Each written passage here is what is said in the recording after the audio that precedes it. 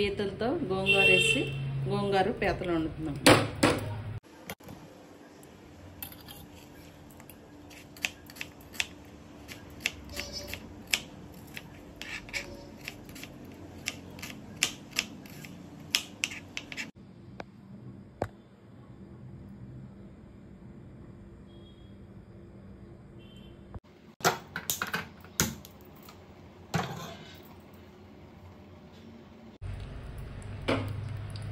ఒక దావ తీసుకుని అందులో ఆయిల్ వేసుకుని అందులో ఉల్లిపాయలు, పచ్చిమిర్చి, ఉల్లిపొందు,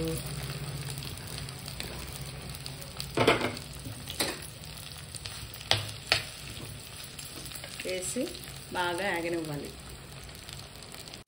ఇందులో కొంచెం పసుపు వేసుకోవాలి. పీతల్లో కాస్త పసుపు వేసుకోవాలి.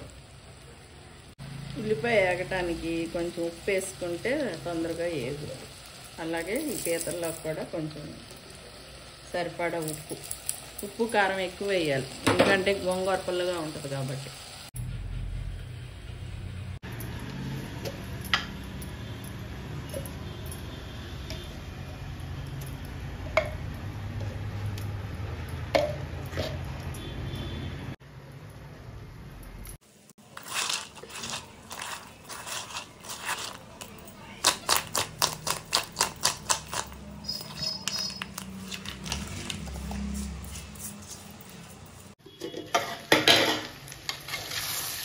పీతల్లో ఉప్పు, పసుపు, కారం 3 స్పూన్లు కారం వేసి బాగా కలుపుకొని వేగిన ఉల్లిపాయ పచ్చిమిరపకాయల్లో వేసి 2 నిమిషాలు మూత పెట్టి వదిలేసేయాలి.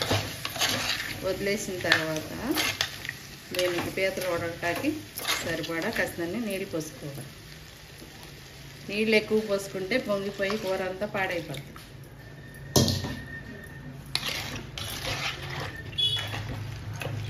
ఇలా పోసుకుంటే సరిపోతుంది. పీతలు ఉడికిపోతాయి. పీతలు ఉడకమని ఇక్కడ దాకా పోసేస్తే పొంగిపోయి కూర అంతా రుచిపోతుంది. ఎక్కువ పోసుకోకూడదు.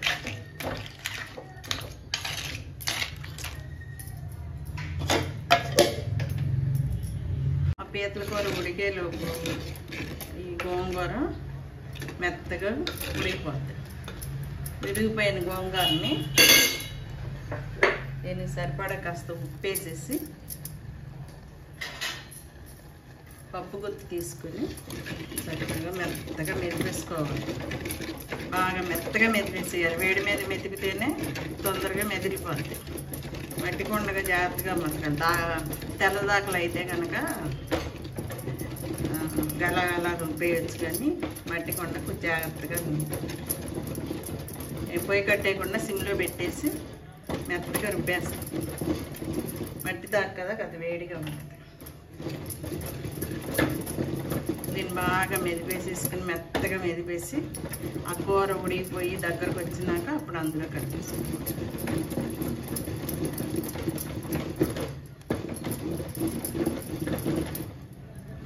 చూసారా గోంగూర ఎంత మెత్తగా ఉడికిపోయింది. లేతాకైతే మెత్తగా ఉడికిపోతుంది, పులుపు ఉంటుంది.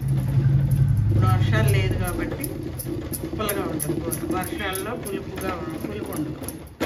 ఇది మంచి గోంగూర కాదు, కొండ గోంగూర అంటారు. పులుపు ఎక్కువ ఉంటుంది. ఇది వండుకుంటే కూరలు బాగుంటాయి. కాకపోతే నడుము నొప్పి కూడా వస్తుంది.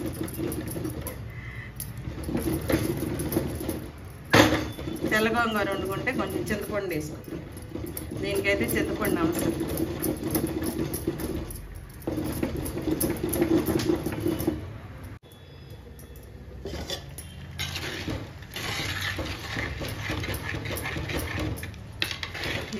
ఉడికేలోపు ఒక బౌల్ పెట్టేసుకొని మనం తాలింపు వేసుకుందాం. గోంగూరలో కాస్త ఎక్కువ వెల్లుల్లిపాయలు వేసుకోవాలి. మినపప్పు, ఆవాలు, కాస్త మెంతులు, జీలకర్ర, ఎండుమిర్చి,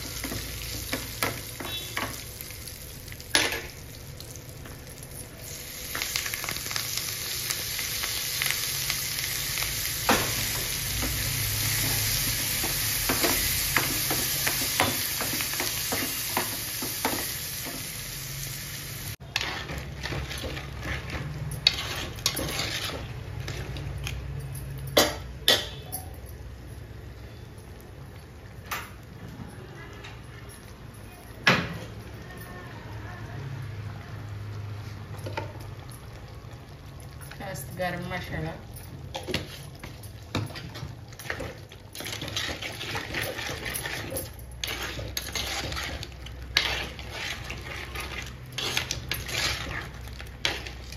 ఇలా ఉడికిపోయిన తర్వాత